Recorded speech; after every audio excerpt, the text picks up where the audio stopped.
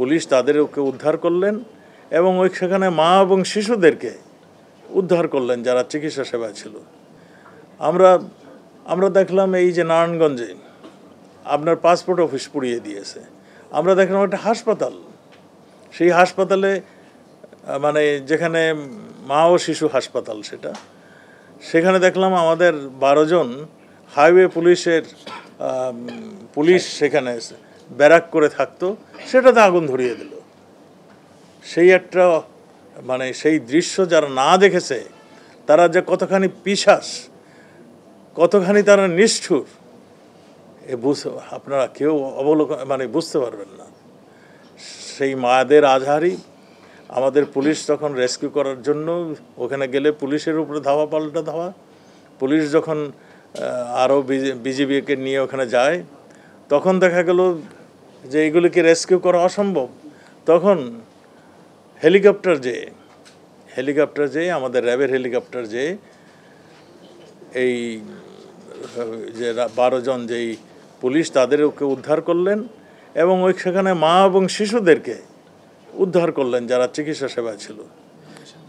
না, সেখানে একজন ছিল বয়স মাত্র 3 দিন, আরেকজনের ছিল 6 দিন। সেই শিশুদেরকেও পুলিশ সদস্যরা চরম মমতায় তাদেরকে নিজের জীবন বাজি রেখে তাদেরকে রক্ষা করেছেন। আপনারা দেখেছেন সেই নারায়ণগঞ্জে এক নারী সাংবাদিকের উপরে কি নিষ্ঠুর অত্যাচার, একটা পৈশাচিক মানে অত্যাচার আমরা দেখলাম। আমরা এই সমস্ত লজ্জা আমরা কোথায় ঢেকে রাখবো আমরা নিজেরাও বুঝছি না। আমরা দেখলাম 2 জন সাংবাদিককে, যারা নাকি সবসময় সংবাদের জন্য তারা ছুটে বেড়ান, জীবনের রিস্ক নিয়ে কাজ করেন, তাদের 2 জনকে হত্যা করলেন। আমরা নারায়ণগঞ্জের যেখানে গিয়েছি আমরা দেখলাম 26টি বাস পার্কিং করা ছিল, বাসগুলিতে আগুন ধরিয়ে দিয়েছে। আমি কালকে ওখানে ইন্সপেকশনে যাওয়ার সময় সেখানে আমাদেরকে দেখানো হলো যে গান পাউডারের যে কৌটাগুলো, যেটা করে গান পাউডার নিয়ে আসছিল, কিছু অবশিষ্ট আছে, আমাদেরকে সেখানে দেখানো হলো। এবং